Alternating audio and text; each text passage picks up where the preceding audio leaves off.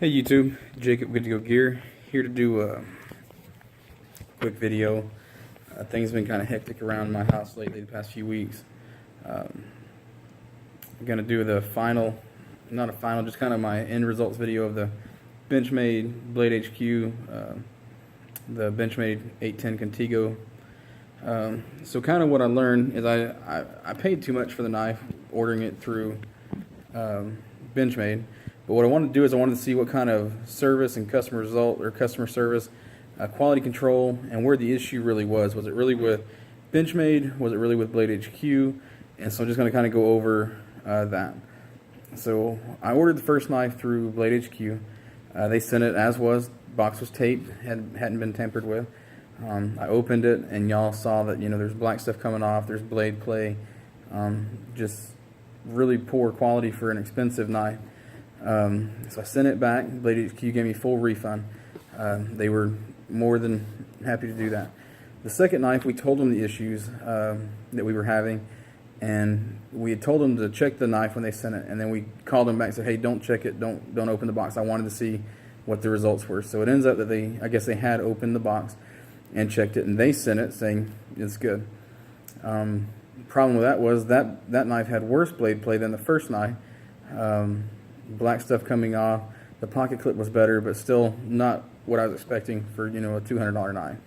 So we sent it back. And Bladehq, I was at work the next day. We sent it back the next day. I had my wife call and kind of explain what's going on, and she said that they were kind of they just wrote her off as like, oh, it's a non-issue. They didn't believe her. They act like they didn't know what she's talking about. And even though she called and taking care of the first knife for me as well, that kind of frustrated me. She said they were kind of just a smart ass, in other words. So that kind of irritated me, but we sent it back. They did charge us I believe it was a 5% restocking fee. So I said, all right, here's the deal. I'm gonna order it from Benchmade, see if this issue is from Bladehq or Benchmade. And as y'all saw, the third knife I got, the issue lies with Benchmade. It's a quality control issue. That knife again, stuff was coming off. It's the liners, that the material, the black stuff's coming off of. It had worse blade play than the other two knives, and it was just ridiculous. So I had a lot of people tell me, oh, well, the black stuff is grease or it's oil or it's this or it's that, and it's not. It's just the coating they put on the liners.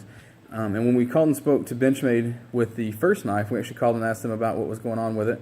And just, I was trying to decide if I need to send it to Benchmade, just keep it, or send it back. And I got the idea to do this video to see where the problem really was.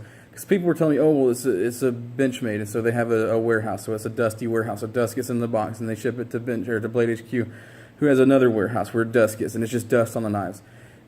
I'm going to call bullshit on that. That just, in and of itself, seems stupid, because I've gotten lots and lots of knives from Benchmade and Spyderco, and not lots of knives from Benchmade, excuse me, but Bladehq, and I've ordered from Spyderco, I've ordered from Bladehq. I've had 2 knives now come from Benchmade direct.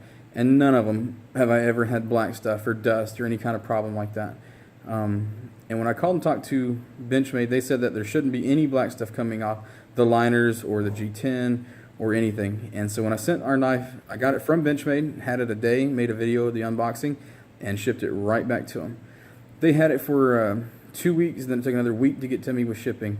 They had it, and they had pretty good customer service. I think the lady's name was Micah. She called me, left a voicemail. I called her back. I was at work, called her back. She went over, she wanted to address every issue that I had, make sure they were able to correct all of them. So I went over everything. She said the blade play was too much. She said, no, that's way out of tolerance. That shouldn't have been shipped out like that.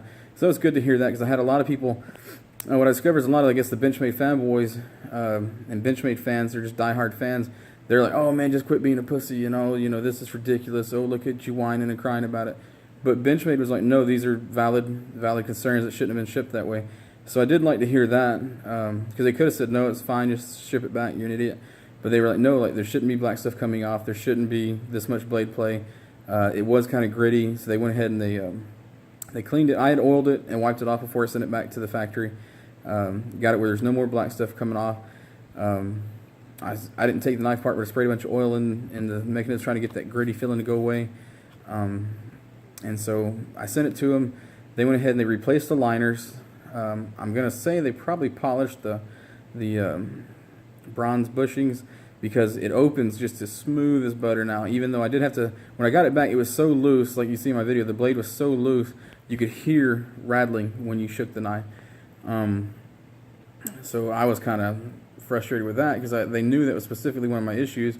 But Micah has said, like, yeah, when it's loose, you could try to tighten it all the way where you can't move it, and then you back it off just like she said, like a 64th of a turn. It doesn't have to be very much, and it'll be perfect.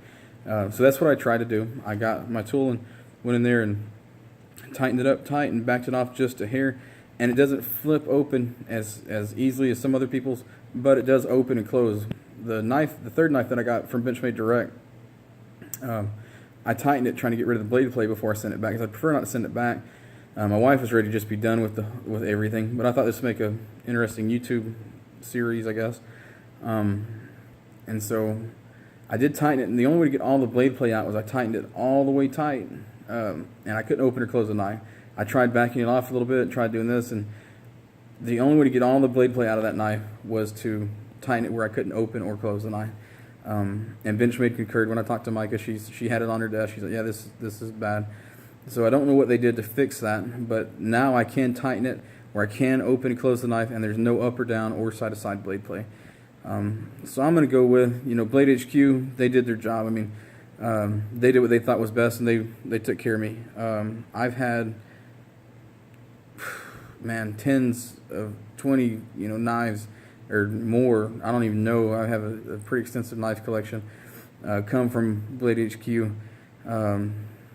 Trying to think of how many to give you a number, but I don't know. I've ordered almost all of my knives through Bladehq.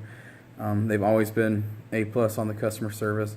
So Bladehq, I'm going to say, is not at fault for the knife or any part of that. So I just want to, I'm sorry, shaking the camera, scratching my wrist. I just want to clear that up, because people did say in the comments, like, oh, I'm not going to shop at Bladehq anymore. And that wasn't my intent.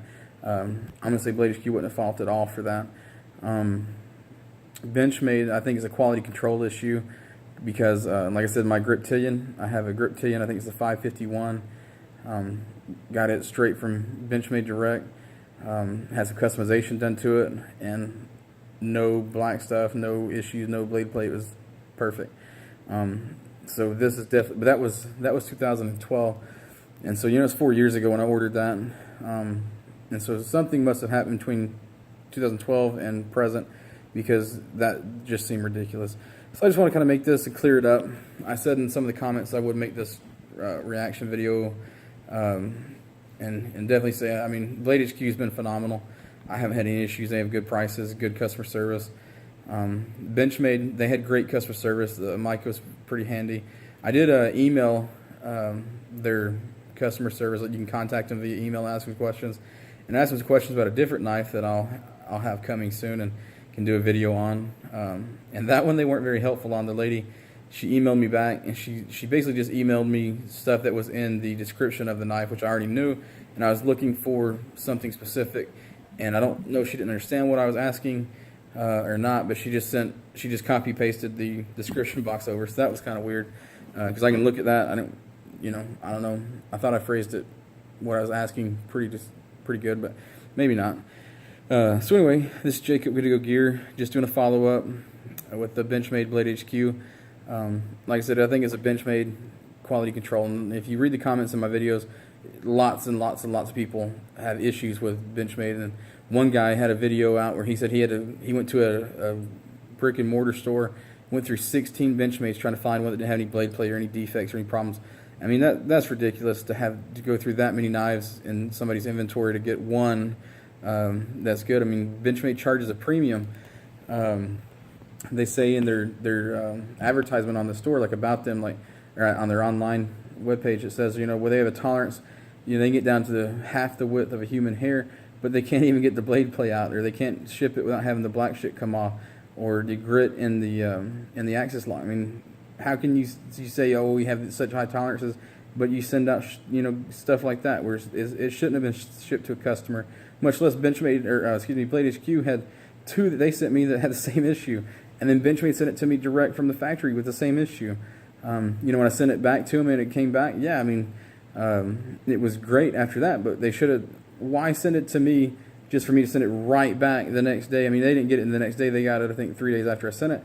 But why did it take that to get a knife up to par? You know, where they called me and said, yeah, this knife was not up to snuff, it shouldn't have been sent out.